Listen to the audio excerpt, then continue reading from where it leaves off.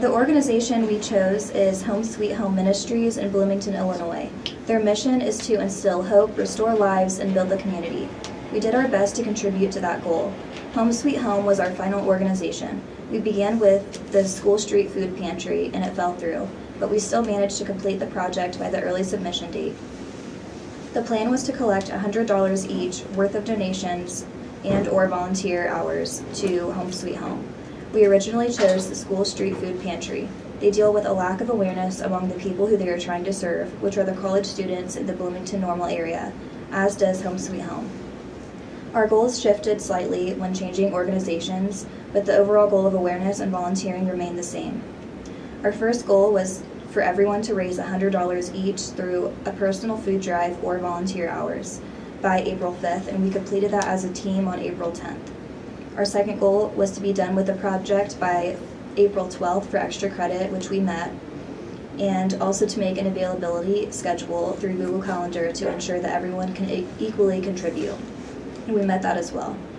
The initial plan was to work in a timely manner and get things done in an effective way, and doing that through thorough research on our chosen organization.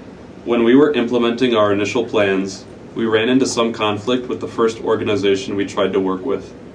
So when we started to work with Home Sweet Home Ministries, everyone in our group realized that there wasn't any time to waste. So we became more productive with our meetings, since we had less time to complete the project than we initially anticipated. Our first plan with Home Sweet Home was to volunteer at their center for half of our money, and then have a food drive to raise the rest.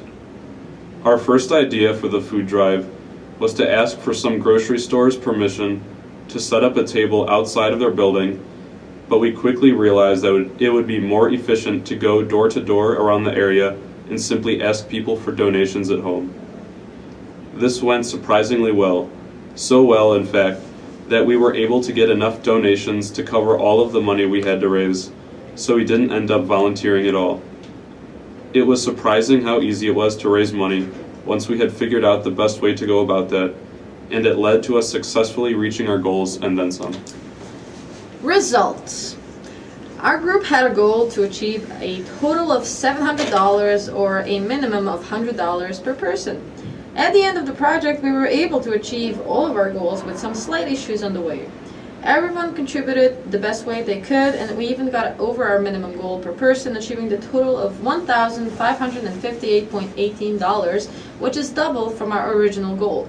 Joseph fundraised the total of $104.40 in food, Karina $176.37 in clothes and food, Izzy $165 in food and clothing, Jordan $351 in clothing, electronics, household items, and attending the debate tabling.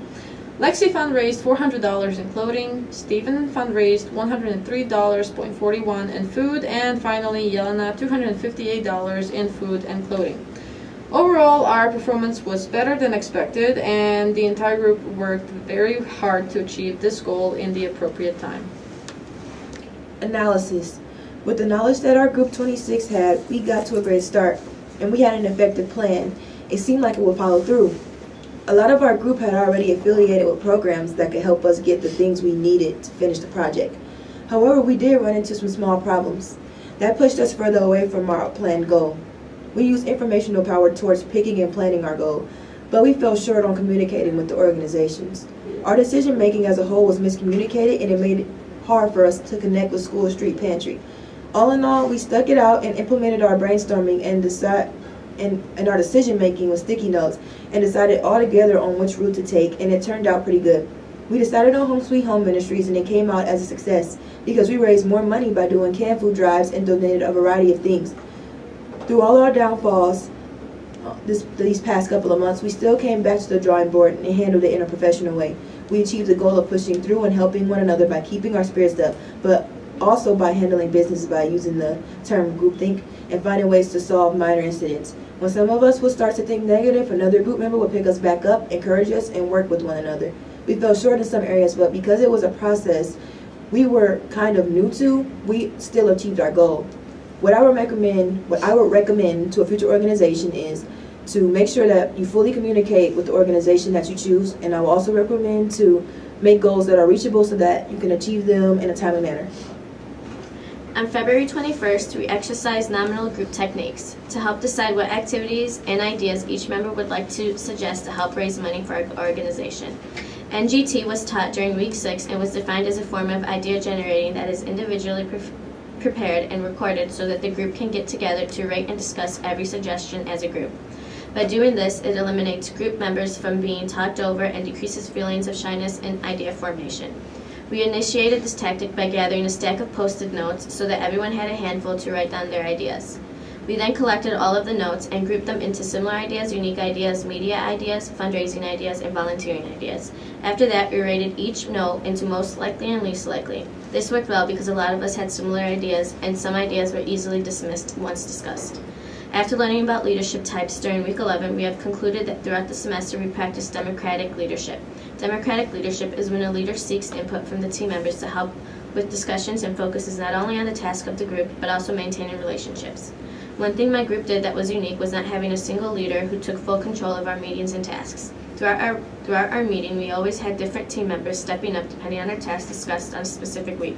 For example, when we started working on a portfolio, the webmaster Lexi took the leadership role by assigning everyone a task to help fulfill the requirements.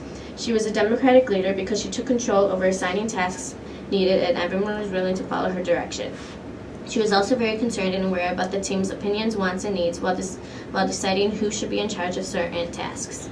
Our team worked very well together, and there was never a power struggle of the multiple leaders that took charge at different times of the semester. Lastly, our team practiced the structural theory. During our first meeting, we all agreed that rules had to be formed to create an agreement of expectations and behaviors from each team member. During week 2 of lecture, we learned that the structural theory of small groups emphasizes the importance of structure and how to form group norms. To create structure in our group, we all gathered together to form rules that every team member had to follow, and we brainstormed to make sure everyone agreed. We then posted the rules in a list format so that they were easily readable in our Google document. By doing this, everyone was held responsible of being aware of each rule, and we were able to refer back to them in case we ever ran into issues with expectations. This worked well in helping keeping us organized. Aside from learning how to better work with the group, my biggest takeaway from this project was that there are multiple routes that you can take to achieve your goal. If things don't go as planned, do not let that deter you from your end goal. When everything fell through with the food pantry, it seemed as if we were making no progress and wasting our time. We didn't give up, made a backup plan, and were able to execute and achieve our original goal. And just to piggyback off of what Stephen was saying, my biggest takeaway from this group project was how quickly we were able to recover from the conflicts that we faced.